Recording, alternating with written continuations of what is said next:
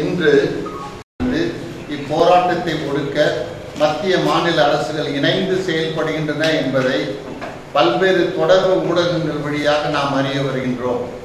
பல ஆயிரக்கணக்கான காவல்துறையினரையும் துணை இராணுவம் மற்றும் முப்படைகளையும் அப்பகுதியில் நிறுத்தி அமைதியான அகிம்சா வழியில் போராடும் மக்களுடைய மாநில உரிமைகளை ஒடுக்கி வருகின்றனர்.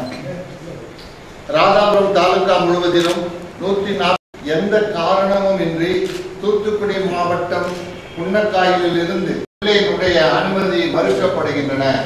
குழந்தைகளுக்கு தேவையான பால் கூட உள்ளே செல்ல தடை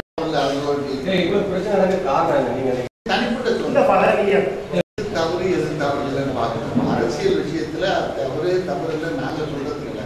மத காரியங்கள்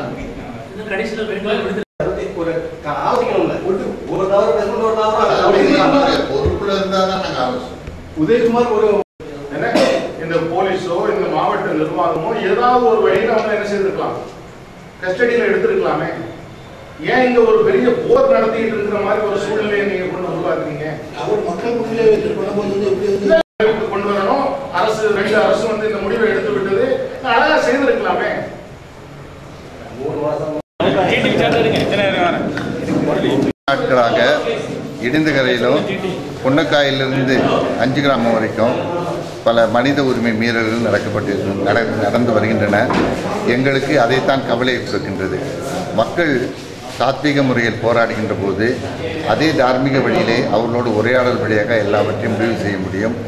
அதற்கு மாறாக இந்த அச்சுறுத்தலையும் பயமுறுத்தலையும் இராணுவத்தையும் கொண்டு கொடுத்து அங்கு ஒரு 144 தடை சட்டம் விதித்து இப்பொழுது மற்ற இடத்திலும் வாகனங்கள் போகாமல் தடுத்து உணவுப் பொருட்கள் கூட உள்ளே போக முடியாமல் தடுத்து மக்கள் பட்டினியாலும் நோவாலும் சாகின்ற நிலைக்கு தள்ளுகின்ற ஒரு மனித உரிமை மீறல்களை நாங்கள் வன்மையாக கண்டிக்கின்றோம். எங்களுக்கு மனிதனை மனிதனாக மதித்து நடக்க வேண்டும். அது இந்திய ஜனநாயக உரிமை. அந்த உரிமையை நிலைநாட்டிக் கொள்ள வேண்டும் என்றுதான் இந்த மனித உரிமை மீறல்களை நாங்கள் கண்டனம் செய்து நாங்கள் உங்களுக்கு வெளியிடுகின்றோம். எங்களுக்கும் சம்மந்தம் இல்லைப்பா, அது அரசாங்கம் அது அட்வைஸ் நாங்கள் இது கொடுக்க வேண்டிய அவசியம் இல்லை. இது மத சம்பந்தமானது தான் நாங்கள் அட்வைஸ் கொடுக்குறோம். என்னென்னா கடைசியாக இந்த கொடுத்த அந்த அறிக்கையில் கொடுத்துருக்குறோம். கடைசியாக சுருக்கமாக ராதாபுரம் தாலுகாவில் போடப்பட்டுள்ள 144 தடை உத்தரவை அரசு உடனே திரும்ப பெற்று சாதாரணமான சூழலை உருவாக்க வேண்டும். மக்களின் அடிப்படை தேவைகளான தண்ணீர், உணவு மற்றும் மருத்துவம் போன்றவை உடனடியாக தடையின்றி மக்கள் பெற மத்திய மாநில அரசுகள் ஆவணம் செய்ய வேண்டும். அங்கு நிறுத்தப்பட்டிருக்கும் பல ஆயிரக்கணக்கான காவல்துறையினரையும் அரசு உடனே திரும்ப பெற வேண்டும். சாத்வீக முறையில் போராடி கொண்டிருக்கும் மக்கள் மீது போடப்பட்ட அனைத்து வழக்குகளையும் அரசு திரும்ப பெற வேண்டும். கைது செய்யப்பட்டிருக்கும் மக்கள் உடனடியாக விடுவிக்கப்பட வேண்டும். இதுதான் நாங்கள் இறுதியாக உரிமை மீறல்களை அடிப்படையாக கொண்டது தான். மக்களுக்கு நாங்கள் என்றைக்குமே நாங்கள் எந்த விதமான வன்முறைக்கும் செல்லக்கூடாது, சாத்வீக முறையில் தான் இருக்கணும்னு எல்லா மக்களுக்கும் சொல்லிக்கிறோம். எங்களுக்கு மட்டும் கிடையாது, நாங்கள் இங்கே எல்லா மக்களுக்கும் எங்கள் மக்களுக்கு சொல்லிக்கிற ஒரு தனியாக அறிவுரை.